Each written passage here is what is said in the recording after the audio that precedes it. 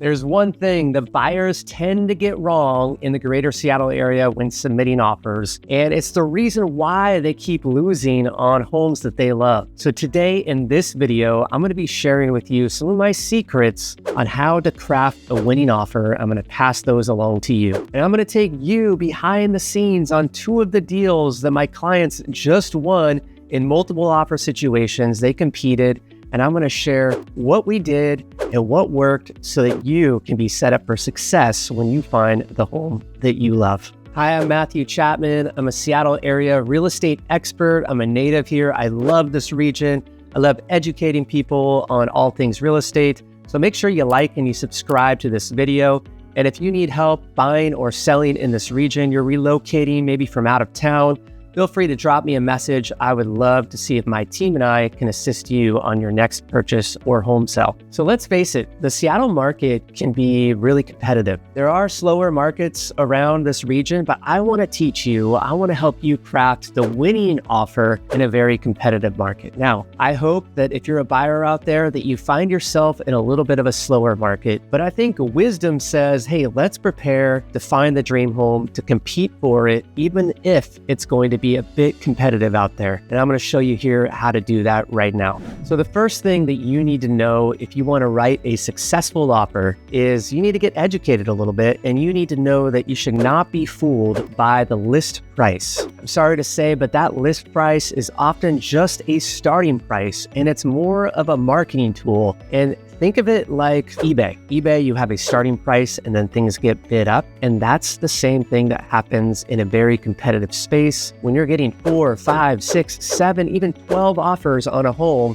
that list price is really not the fair market value of the home. So what we do in effect is train our clients not to focus in on the list price. I know that's the price that we often get laser focused on, but I want my clients to focus in on the fair market value of that property. And here's how we do that. The first thing we do to get to the fair market value is we look at the comparable properties of what's sold in that area around the same square footage, same bedroom count, same amenities. And we look at the homes and we say, this is really the science. This is the data that we need to look at to make sure that we're really educating our clients on the fair market value of the home that they're interested in. And so if, for example, you see a home listed at 1.5 million, but you know the neighbor's house next door that's not quite as good sold for 1.7 million, you know that they very much underpriced the home that's on the market, and it's often going to go well above 1.5 and probably even well above 1.7. So how do sellers do this? Well, they're often employing a tactic called an offer review date. And that's where most homes around this region, they come on the market on a Wednesday or a Thursday. In rare cases, they come on a Friday, and then they'll say, hey, we're going to look at all offers on a Monday or a Tuesday. And so in effect, the seller's saying, hey, let's hold off buyers on submitting any offers until this Monday or Tuesday so that we give enough people to come through the home and so that we can really determine the fair market value of the house as well. So Monday and Tuesday rolls around, and sure enough, in a very competitive space, that seller is often going to have 4 to 7 to 8 offers. You name it. I've seen as many as 18 offers on a property, and they're going to look through those offers and they're going to look at a lot of things. They're going to look at all the terms. They're going to look at the price, but I can tell you right now that the price is not always the determining factor.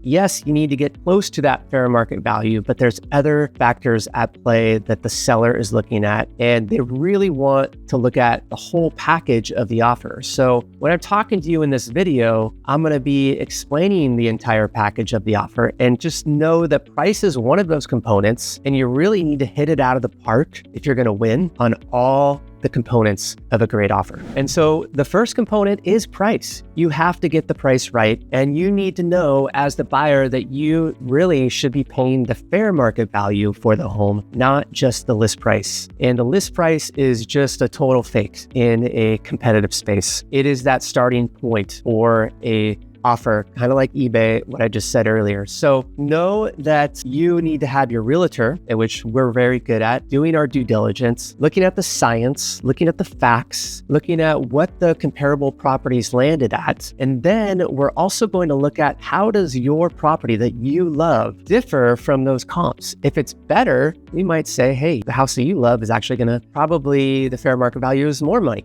Or if it's not as good, we're going to say it's less money. And then what we're going to do is we're going to get on the phone and we're going to call all the properties that are under contract. And the reason why we're going to do that is because if the neighbor's house is under contract for 1.6 million, actually it's not a published document or data of what they actually landed at. So I'm going to get on the phone with the realtor, the listing realtor of that home. And I'm going to say, hey, where did it actually get sold for? I know it was listed for 1.6. And they might say, well, we actually got under contract for 1.9. Well, that is going to be significant data that I can now let my buyer know and help them get better prepared to write a very compelling offer for the fair market value of the home that they love. Now, sometimes, truth be told, there really isn't that great of data out there. The neighbor's house did not sell, or it's not on the market, or we don't have great comparable properties. And so in that instance, it really comes down to the art of real estate. We just talked about the science, the data, and now you really have to depend upon the art. And that's where you really need a good realtor at the helm that knows what they're doing, that knows how to predict in just a gut sense of where that house that you fell in love with is going to land price-wise and what the fair market value is for that home. And I can tell you that 80% of realtors out there, honestly, they do less than 3 transactions a year. And that's not enough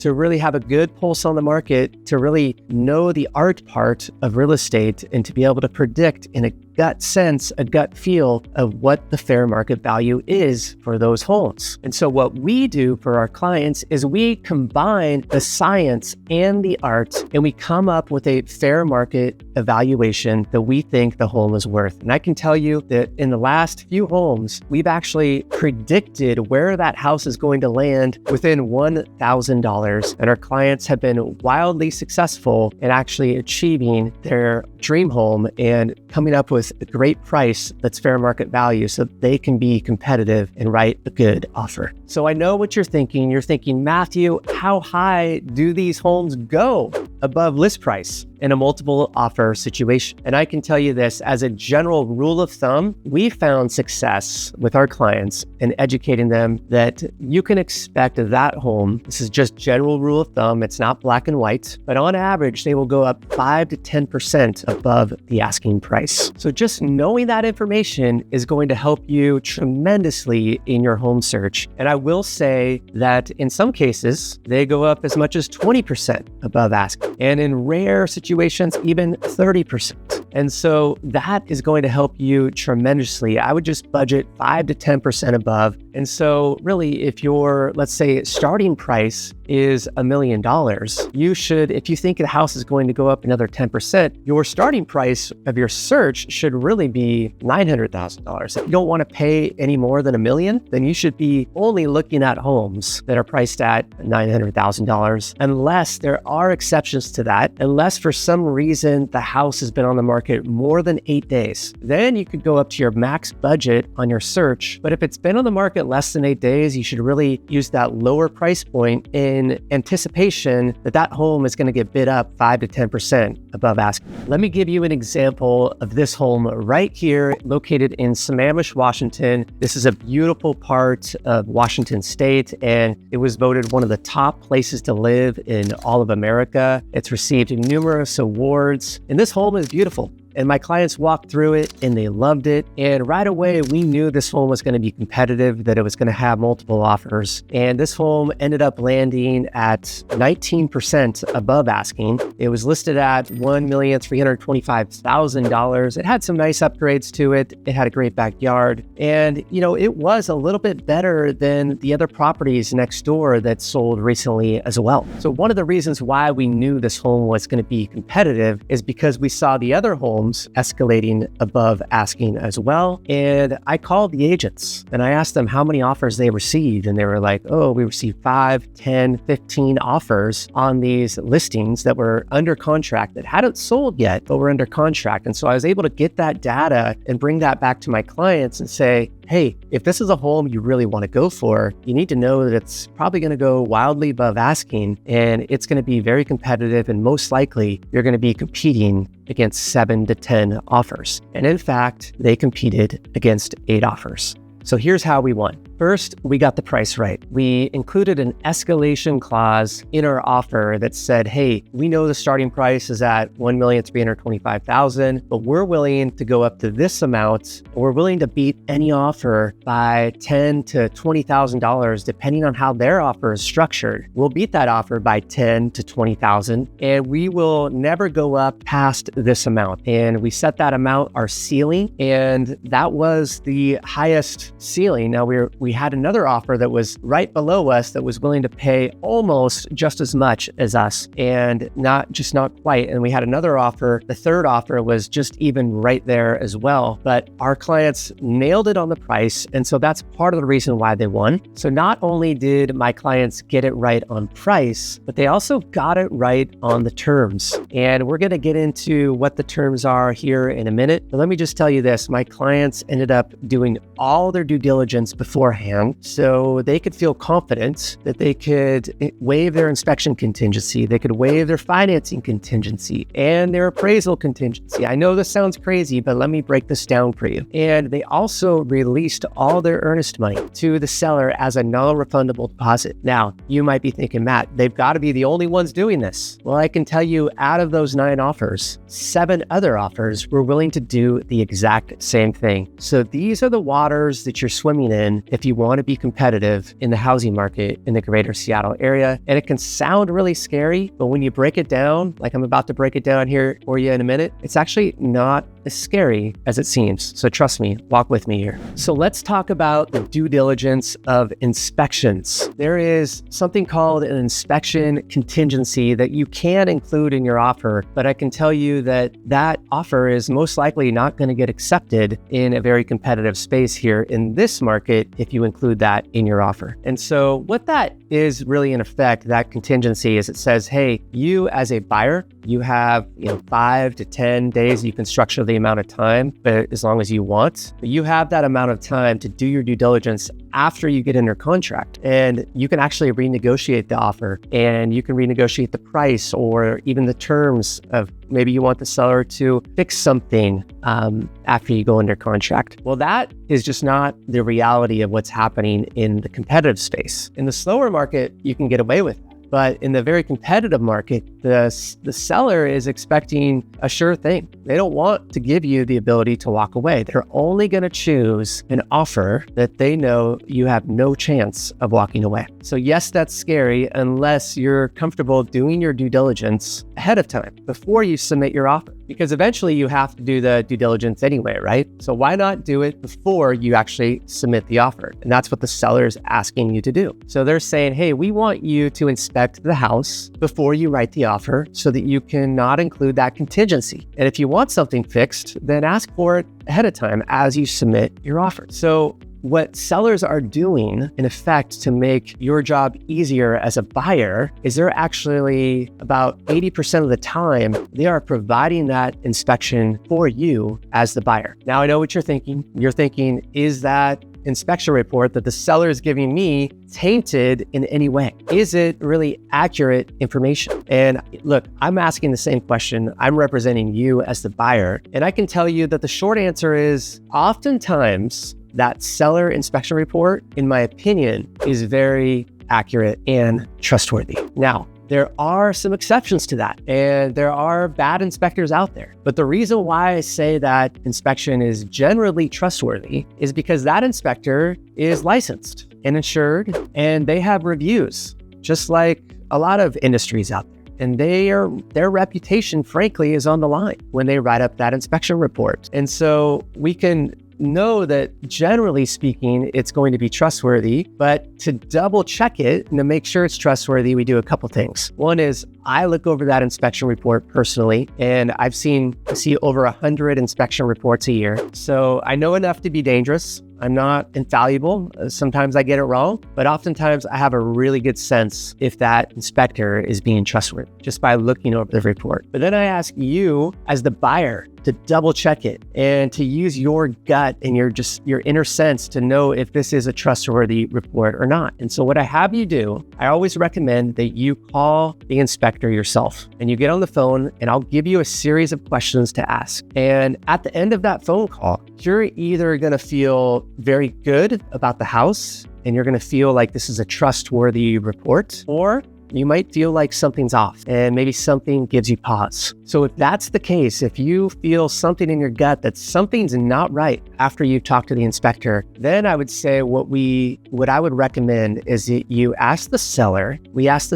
if we can do our own inspection before we submit the offer. Now, the risk of that is we might not have enough time to do it. And also it costs money. It costs you probably about $550 to $650 to do that inspection, and you don't even know if you're going to be the winning offer. So if you're competing against 10 offers and you're putting $600 on the line, we really need to have a good just sense that you're actually going to be at least the top 2 or 3 to be able to, for me, in good conscience, to recommend that you spend that $600, because I don't want you just to waste that money. I want to know that you're likely going to get this home. But that is an option that you have, is you can hire your own inspector to come out there before you submit an offer, and then we would write the offer based upon your confidence in your own inspection. So when it comes to inspections, the bottom line is this: I never ask my clients to waive the inspection blindly. I always ask them to do their due diligence, but just to do it often in a competitive space before they submit the offer. And if something feels off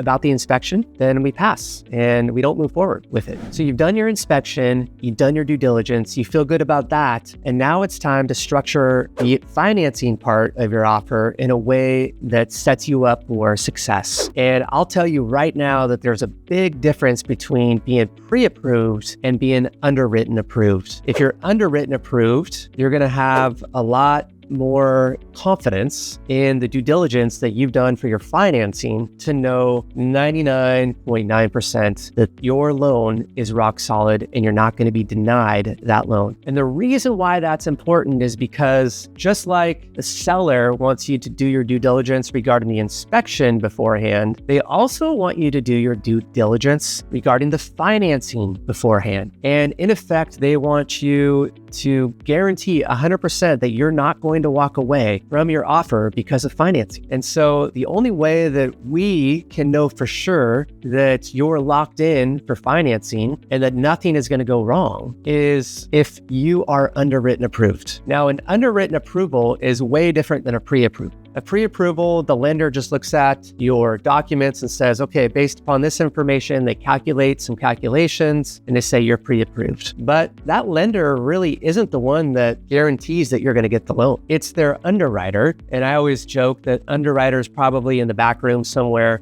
smoking cigarettes and just looking over lots of paperwork. And well, they're actually the ones that will recommend you for approval for the loan. And so we need to get the underwritten approval from the underwriter that guarantees that you're going to get this loan. And then we know for certain, because we've done all our due diligence, that nothing is going to go wrong. And so that's one of the elements that we look for to prep you well when you're making offers on homes. And I always advise all my clients that if they want to compete well in a multiple offer situation, that they get that underwritten approval before they start looking at homes. So allow me to be redundant. The seller does not want you to include a condition for financing in your offer. And if you're going to be competitive, that you should not include that condition. It's called a contingency. It's called a financing contingency. They do not want you to include that. And most often you will not get your offer accepted if you do include that in a multiple offer situation. For example, the house that I just shared with you in Sammamish, all 7 out of the 9 offers did not include a financing contingency. And those were the only offers being considered.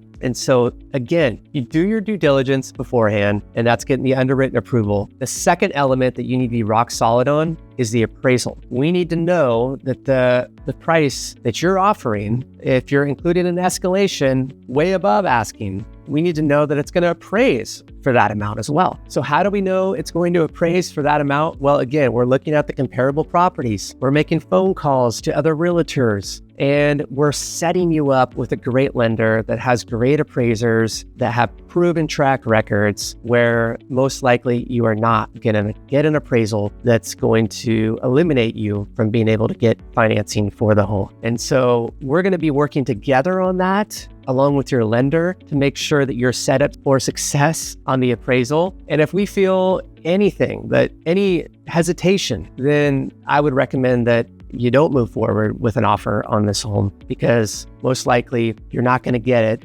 unless you are dialed in on the appraisal and the underwritten approval aspect of your financing. So in effect, this allows us to be aggressive when structuring offers, but not reckless, because we're doing our due diligence way before we even submit the offer, and we're being well-informed buyers so that you can make really good decisions about what you want to do. And I've advised clients, hey, I don't think you should waive your financing, because I think this home is not going to appraise for the value that you're going to purchase it. Or I think this inspection has lots of issues on it and it gives me pause. I see lots of houses and I think this is going to be more work than you ever anticipated. And so I've advised my clients to walk away from homes because of financing and because of the inspection. But if it passes the due diligence that we're doing, then we're not being reckless. We're being well-informed and we're setting you up for success so that you get the home of your dreams. So the next component of a competitive offer has to do with earnest money and how much earnest money. Earnest money is typically an early down payment offered to the seller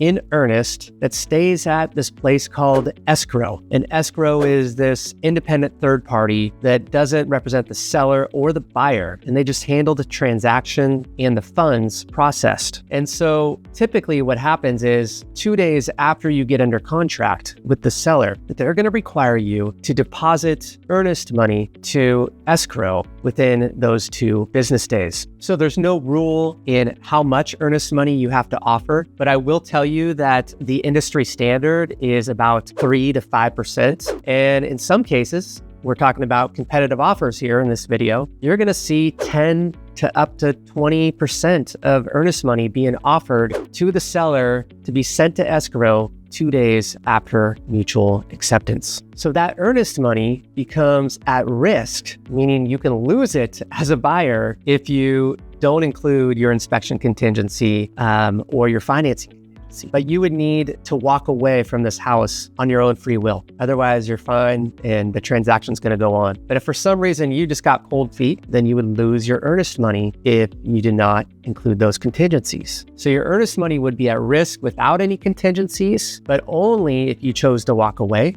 on your own free will. And so what we're seeing happen in a very competitive space is we're seeing the amount of earnest money go up to 10 to 20%. I see 10 as the more normal, 10% of the purchase price. And we're also seeing that earnest money being released to the seller, not just deposited within escrow, but released to the seller 3 to 5 days after mutual acceptance as a non-refundable deposit. So that's one way to up the ante and help your offer, stand out from the pack. And I would assume that in a multiple offer situation, when you're competing against 10 offers, the top 3 are going to be doing just that. So I want to pause here for a minute and just say that I'm telling you what the competition is doing. I'm not necessarily telling you that this is what you have to do to win in your multiple offer situation. Every offer is different, but these are the things that you can do. And these are the things that often you're going to be competing against. And it's just good to know what the competition's doing so that you can be successful in structuring a great offer for the home that you fall in love with. So if you're a luxury buyer out there, you're probably wondering, does this apply to the luxury market? Well, yes, it does. So let me share this luxury home right here.